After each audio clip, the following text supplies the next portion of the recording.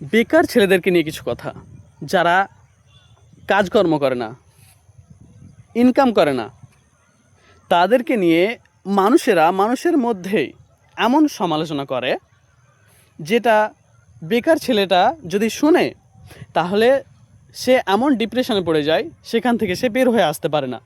আর বের হয়ে না আসার জন্যই সে কিছু করতে পারে না।